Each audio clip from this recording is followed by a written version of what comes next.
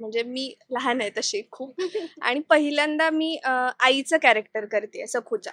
तर तिचा समजूतदारपणा, तिचं सांभाळणं, नवऱ्यालाही असू देत, सासूबाईंना आणि सखूला संस्कार देणं. त्या सगळ्या गोष्टी जेव्हा मी करते, तेव्हाही मला तेच वाटतंय, की हे कधी ना कधी माझ्या बाबतीत घडलेलं आहे. माझ्या घरी असू देत, माझ्या आई-आजींकडनं. फार कठीण आहे तसं आपल्या बिंबवणं या क्षणी. कारण आपण आता ही जनरेशन आहे ती आपण फास्ट फॉरवर्ड आहे. हे एवढं केलं तरी आपल्याला पुरतं. आणि दिवसभर आपण असं तल्लीन राहणं एकाच्या नामस्मरणात आणि ते फार कठीण आहे. पण तो भाव यायला बरीचशी मदत झाली संगीत सरांची, मंदार सरांची, प्रसाद सर जे रायटर आहेत त्यांची आणि त्याच्यामुळे हळू मला 10-15 दिवस गेले तो ठहराव यायला एक जो असतो ना आपल्या ठहराव असतो भूमिकेमध्ये तो मिळायला. देव म्हणून आपली कन्सेप्ट प्रत्येकाची वेगवेगळी आहे. पण एनर्जी तर आहेच. तुम्ही जाता एखाद्या ठिकाणी तिथे तुम्हाला ती फील होते. मग ती चांगली असेल, वाईट असेल. नमस्कार मंडळी, मी श्रावणी विलास लकेश्री तुमचं मराठी मनोरंजन विश्वमध्ये स्वागत करते. तुम्ही आज विचार कराल आम्ही असे झोपाळ्यावरती छान बसलोय, गप्पा मारणार आहे. ॲक्च्युली मी आले सखूच्या सेटवरती आणि आता आपल्यासोबत सखूचे आई बाबा आहेत. कसे आहात तुम्ही दोघं? मस्त. खूप छान वाटतंय कारण हा वेगळा सेट आहे, काहीतरी वेगळा आहे. कारण मंदिर पण आहे आणि दोन्ही सेट ॲक्च्युली जवळ जवळ आहेत. असं त्रास नाही होणार की कोणाला तरी लांब जायचंय कुठेतरी दुसरं. पण इथे काहीतरी वेगळेपण जाणवलं आणि प्रत्येक जण मला जो भेटतोय तो तेच सांगतोय ह्या सेटवरती काहीतरी वेगळेपणा आहे. तो वेगळेपणा तुम्हाला काही जाणवलंय का? खरं तर आल्या-आल्याच जे काही मंदिर आहे आणि विठ्ठलाचं दर्शन होतं. ही तर सगळ्यात मोठी गोष्ट आहे, की रोज आल्यानंतर त्याचं रूप पाहायला मिळतंय आणि सखू तर आहेच. सखूची भक्ती, तिची त्याचं विठ्ठलावरचं प्रेम आणि त्या सगळ्या गोष्टींमुळे असं वाटतं, की हां, एक छान अ, छान काहीतरी आपण करतोय. एनर्जी आहे एनर्जी आहे. ऍक्च्युली. कारण मी तिकडे त्या मालकांच्या घरात गेली होती आणि तिकडे असं झालेलं अरे किती मस्ती मजा सुरू आहे इकडे. आणि त्यात ते एक सांगतात मला की हा सेट खूप वेगळा बांधला पण गेलाय. प्रत्येक गोष्टीमध्ये नोट आहे. काही ना काही दरवाजावरती रंगरंगोटी किंवा आतमध्ये पण जो जुन्या काळामध्ये जो देखावा होता तो सगळा सांभाळून केलाय. मग तुम्हाला ते सगळं सांभाळावं लागतं का किंवा हँडल करावं लागतं का? अर्थातच कारण की जवळपास 400 वर्ष आधीची गोष्ट आहे ही आणि तो काळ इथे फार उत्तम उभा केलाय अजित दादा म्हणून आपले जे हे सेट डिझायनर आहेत त्यांनी आर्ट डिरेक्टर आहेत आणि फार उत्तम ते इतकं सुंदर सांभाळलं गेलंय की म्हणजे मंदिराचं पावित्र्य आम्ही राखतो आम्ही कधी तिथे चप्पल घालून जात नाही म्हणजे विठराची मूर्ती असो नसो आम्ही त्याला मंदिर म्हणूनच कन्सिडर करतो. घर आहे शिवाप्पाचं जे घर आहे आणि मालकांचा वाडा आहे त्याला बघून ती तशीच एक धास्ती वाटते असा तो उत्तम तयार केला गेलेला आहे.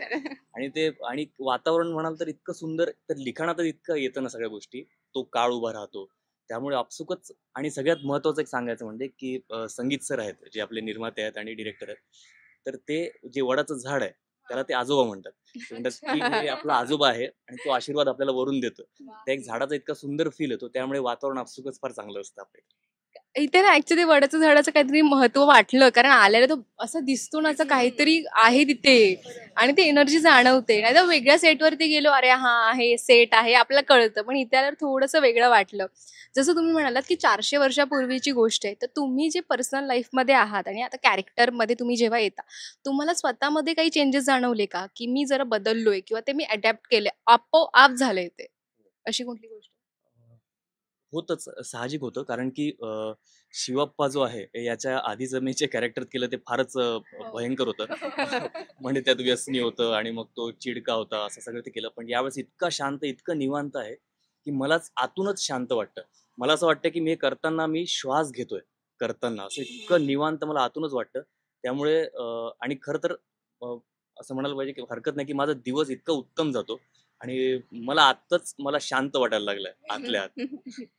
माझंही तेच आहे, की मी यापूर्वी जे काही कॅरेक्टर केलं होतं ते अगदीच माझ्या वयाचं होतं. म्हणजे मी लहान आहे तशी खूप आणि पहिल्यांदा मी आईचं कॅरेक्टर करतेय सखूच्या.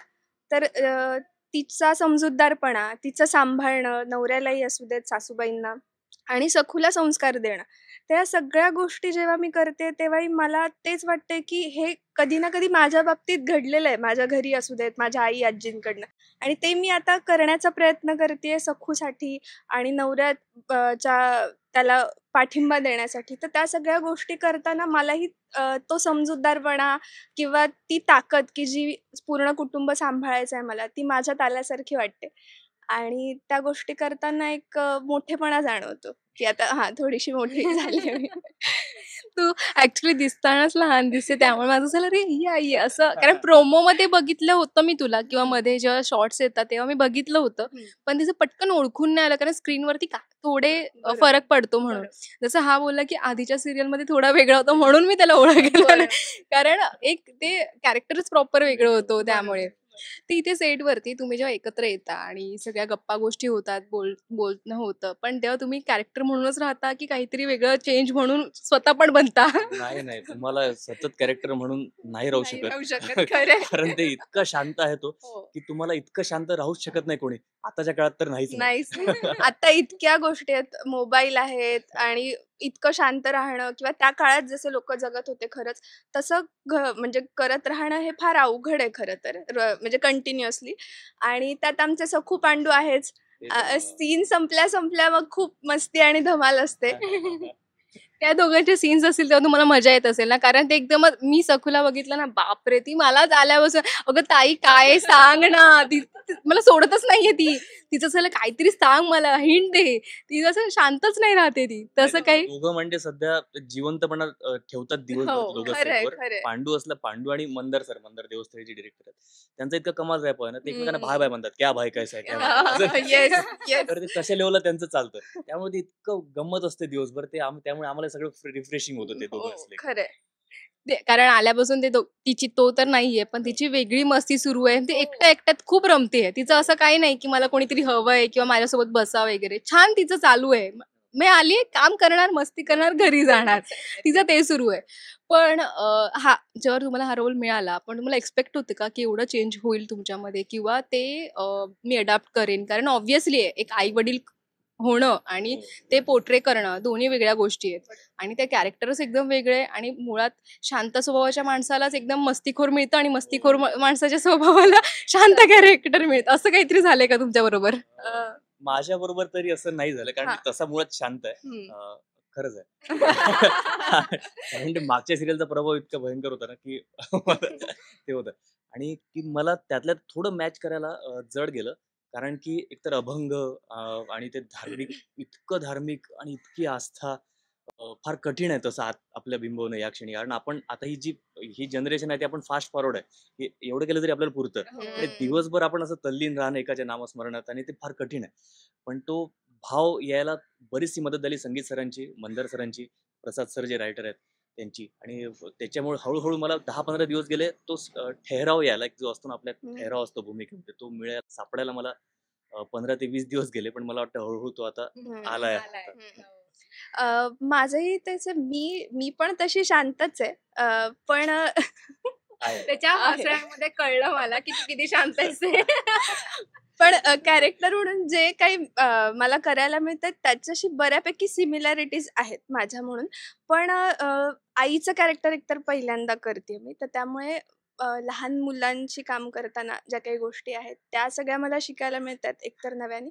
आणि उमा म्हणून कॅरेक्टरचं जे काही तिची ताकद आहे किंवा ती ज्या पद्धतीने पूर्ण कुटुंबाला सावरण्याचा प्रयत्न करते, ती जे काही करेल त्यातनं, तर ते त्या गोष्टी समजून घ्यायला मलाही थोडासा वेळ गेला. कारण की मी ज्या वयाची आहे किंवा मी ज्या पद्धतीचे कॅरेक्टर्स या पहिले केलेत, तर त्यामध्ये ना इतका समजूतदारपणा, इतका शांतपणे गोष्टी हाताळण्याची सवय, या गोष्टी नसल्यामुळे त्या आणण्यासाठी जरा थोडे कष्ट घ्यावे लागले मला.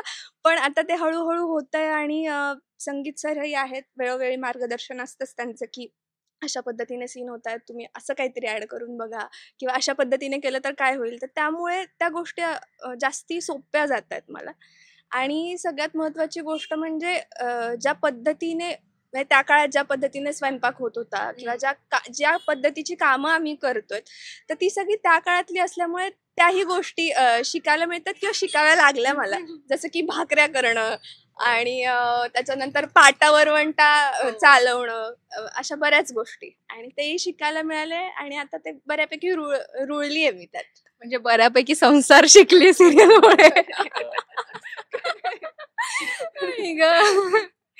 पण जसं हा म्हणाला मगाशी की विठ्ठलाची भक्ती करणं, तल्लीन होऊन झालं दिवसभर, पण कुठेतरी हे ना आता आमची जनरेशन किंवा तुमची जनरेशनची मध्यंतरी कुठे हरवत गेलेली.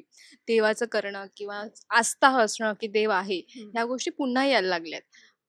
पण काही लोकांना असंही वाटतं की नाही नाहीये, आणि काही लोकांना हा आहे, तो अस्तित्वात आहे. आणि त्यांना तो प्रभावित पण झालाय की रिअल लाईफमध्ये त्यांना ते एक्सपिरियन्स पण आलेत की आम्हाला देव पावला किंवा देव आहे हे जाणवते, ती एनर्जी जाणवते. जेव्हा संकट येतं तेव्हा आपण अरे देवा काहीतरी कर असं म्हण. मग तुमच्याबरोबर असं झालंय का की तुम्ही देवाला हाक मारली आणि देव धावून आलाय? अ, बऱ्याचदा असं झालं की एकतर ती एनर्जी आहे ना, तुम्ही करेक्ट म्हणालात, ती एनर्जी आहे. ती कुठल्या ना कुठल्या स्वरूपात आपल्या समोर येते. हो. म्हणजे बऱ्याचदा असं होतं की मला काहीतरी काहीतरी मदतीची गरज असते. कोणतरी मित्र येतो त्यावेळेस अचानक, सगळं काही नसताना. कधी-कधी मला एक फार ती सवय की मी झाडांना हात लावतो, झाडांशी बोलतो. मला ते त्यात देव दिसतो. आई-वडिलांमध्ये मला फार त्यांच्यात हे देवा मला ते देवच आहे. मला असं त्यांच्यात जाणवतं. त्यामुळे आणि बऱ्याचदा असं होतं की मला इथे काहीतरी प्रॉब्लेम असेल किंवा काही विचार करत असेल, तर अचानक आईचा फोन येतो बऱ्याचदा. असं ते होतं. तर ही लिंक आहे, ही एनर्जी आहे आणि मला वाटतं हाच देव आहे आपल्या आजूबाजूचा. खरंय. मलाही तेच वाटतं, की देव म्हणून आपली कन्सेप्ट प्रत्येकाची वेगवेगळी आहे. पण एनर्जी तर आहेच. तुम्ही जाता एखाद्या ठिकाणी तिथे तुम्हाला ती फील होते. मग ती चांगली असेल, वाईट असेल. दोन्ही पद्धतीच्या एनर्जीज असतात. पण चांगल्या एनर्जी जी मिळते आपल्याला किंवा जी एखाद्या ठिकाणी गेल्यानंतर जाणवते, तर ती फक्त माणसाच्या स्वरूपात किंवा एखाद्या मूर्तीच्या स्वरूपात नसून ती म्हणजे कुणीही आता सेटवरती अ, एक कुत्री आहे छोटीशी लाली. ती येते, त्याच्यानंतर 2-3 मांजरी आहेत. त्याही जवळ आल्या की त्यांच्यातली एनर्जी जाणवते किंवा आता रोज येतो आम्ही त्यामुळे ते आम्हाला ओळखीचे झालेले आहेत. तर मला ते वाटतं की त्यांच्यातही एनर्जी आहे. ती एनर्जी आपल्याला देतात आणि तो अनुभव येत जातो आणि जसं हा म्हणालात तसं तेही आहेच की आई-वडील तर आपल्याला देवाच्या जागीच असतात आणि त्यानुसार त्यांच्यासोबतचं जे आपलं लिंक आहे आणि त्यातनं त्या गोष्टी होत जातात आणि जसं ही सीरियल आत्ता आली, आता ही सीरियल करायला मिळते, यामध्ये पण त्या एनर्जीचाच हात आहे असं मला काहीतरी वाटतं. आहे, काहीतरी असतं. काहीतरी मलाही आहे. नेहमी असं वाटतं की माझी आजी विठ्ठलाची फार मोठी भक्त होती. मला असं वाटतं की कदाचित तिची देण असेल की ही भूमिका माझ्या वाट्याला यावी, की तिची पुण्याई आहे काहीतरी त्यामुळे ते आलं. खरंय. पण जसं तू बोललास ना, की आजीची पुण्याई असते किंवा अरे मी खूप जणांकडून ऐकलंय, की आम्ही ना आमचे हे असं करत होते आणि त्यामुळे कदाचित आम्हाला हे असं चांगलं गुड लक बॅक मिळते, की कर्मा बॅक होतोय, की अरे त्यांच्या कुठल्यातरी चांगुलपणामुळे आम्हाला ते मिळालंय. मग आपल्याला पण असं वाटतं ना, आपण कुठेतरी चांगली कामं करावी आणि ते पुढे ते पुढे pass पास on होऊन होतं. ते हे काहीतरी वेगळेपण आणि ते पण एनर्जीचं मला खरंच पटलं. Yes. कारण जागेचं पण महत्त्व असतं, की कुठल्या जागी छान वाटतं, कुठल्या जागी अगदीच नाही वाटत. मग मूड पण होत नाही, मग कामामध्ये पण लक्ष लागत नाही.